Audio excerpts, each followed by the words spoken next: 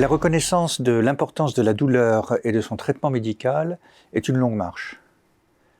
Celle subie en entreprise par les salariés fait le plus souvent l'objet d'un traitement à la marge. Cacher cette douleur que je ne saurais voir. Mais les souffrances du client devraient faire l'objet d'une priorité stratégique. 5 chercheurs en management exerçant en Chine ont publié un article suggérant de faire de l'analyse des pain points, moments et zones de souffrance des clients, une méthode originale de segmentation de la clientèle afin d'améliorer le ciblage et l'action marketing et commerciale.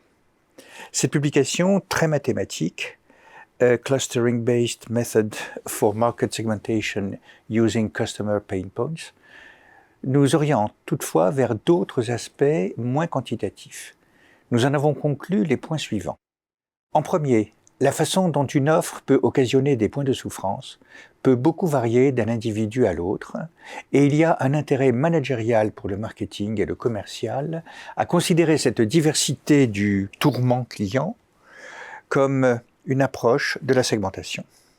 Mais, corrélativement, les solutions proposées à la limitation de ces zones douloureuses doivent varier significativement d'un segment à l'autre. Par exemple, les pain points dans l'utilisation du smartphone changent radicalement avec l'âge, le niveau social et de revenus, les expériences de l'utilisateur.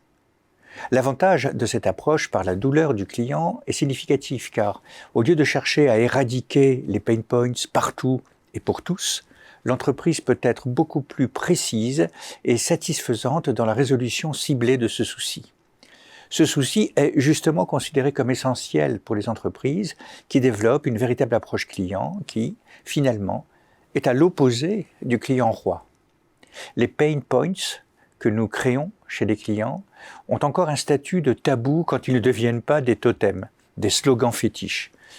Ceci étant, une agence de communication étudiant des rapports annuels ont constaté que le « nous » et le « je » apparaissent 100 fois plus que toute allusion au client, parce que vous le valez bien est devenu iconique. Une telle approche, au-delà du slogan, demande de l'humilité et de la rigueur. Comment parlons-nous au client qui souffre ? Comment le client peut-il vivre les « on ne peut pas faire ce que vous demandez pour tout le monde » ou les « on revient vers vous dans 48 heures », souvent jamais, ou toutes les phrases dilatoires qui brisent la confiance. Le nombre de cas est assez limité. En premier, il y a le défaut chronique qui engendre des requêtes répétées. Il faut un traitement rapide, net et sincère. L'image, par exemple, des compagnies aériennes a été dégradée par un traitement pénible des compensations pour retard, annulation et autres incidents. Deuxième cas, le client est mécontent, déçu. Quelle confiance accordons-nous à son propos et comment ne pas irriter le client mécontent de bonne foi et pour de vraies raisons ? Qu'est-ce qui pourrait mettre fin à sa souffrance inutile ou sa colère ?